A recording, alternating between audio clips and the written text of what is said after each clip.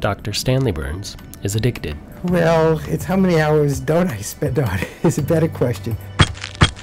Probably about maybe 4 hours a day that I don't spend on it. He's addicted, but not to bets, binges, or even blow. No, the good doctor gets his fix from something less shades of gray, entirely more black and white. So I'm constantly looking for photographs. I'm constantly finding images and either trading or buying images with other collectors. I've used every penny I ever had for my practice to be able to buy these images. I was always interested in history, and I collected high art European firearms. And a friend of mine said to me, "This is what you should be collecting." And he showed me a daguerreotype. It was very expensive. So I decided to look up the history behind it. But the written explanation and the visual that I had didn't match. And from that moment on, I knew that I had to collect photography because an unretouched original photograph represented the reality of the event.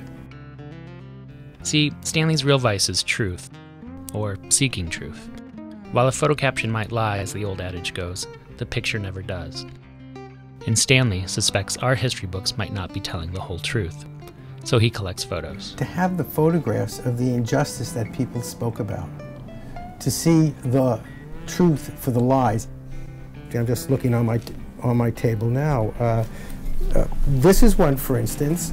It's a picture of that not available anywhere else. A man, civil rights worker, tarred and feathered in the South. This posed photograph of cops taking or putting a gun in this black man's pocket.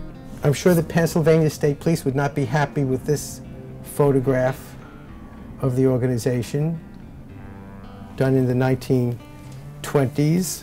One of my favorite photographs, it's totally unbelievable. You have to see it in order to understand it. This is a reproduction of an 1860 photograph of water torture at Sing Sing prison. And here the man is totally bound with the Chinese water torture method of drip, drip, drip on his head. For Stanley, it's all been done before. We Americans just forget or ignore. I can tell you we tortured people in the United States, but when you see it, it's a totally different event to see the photographs, especially because they're so vivid. Another image that is so marvelous in its horrendousness is a picture taken in 1908 in Martinstown, Alabama. And it's a picture of 20 armed blacks, men and women, shotguns, rifles, pistols, and they were photographed while they were defending their town. I went to the archives, and they were directed to look up Martinstown, Alabama, and what had happened to it, and it disappeared off the map in 1908. The town was wiped out. It was a very nasty part of the country for blacks to live. This is our main gallery room. We have about 1 million photographs. A million? A million? Yeah, a million photographs, and that's an estimate because we haven't counted all the images in the important albums that we have. Many of Stanley's photos have never been seen before. Quite a few are irreplaceable. And my most significant image, and probably the most important image in my collection, and if not the world, is the daguerreotype I have taken of the ceremony for the freeing of the slaves on May 24th, 1848, freeing of the slaves in the French Empire. The British had freed their slaves in 1833, the French in 1848, and the French did it in great style. When he can find an interested party, he publishes books of parts of his collections. These are the 5 books I'm working on now. Bound and Dated, on medicine, on crime, on war, or African Americana.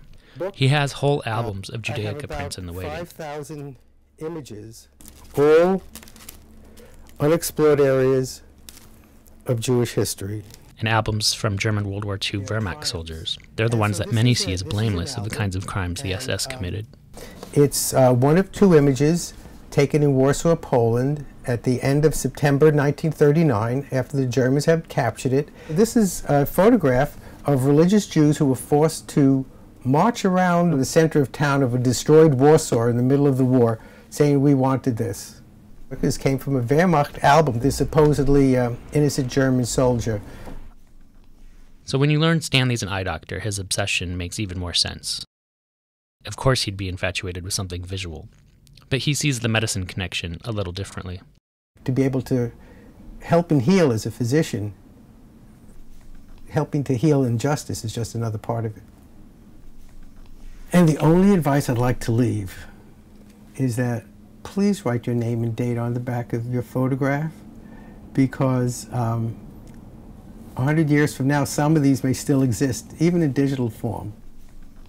Of course, given his infatuation with injustice, maybe it's best you don't end up in Stanley's collection.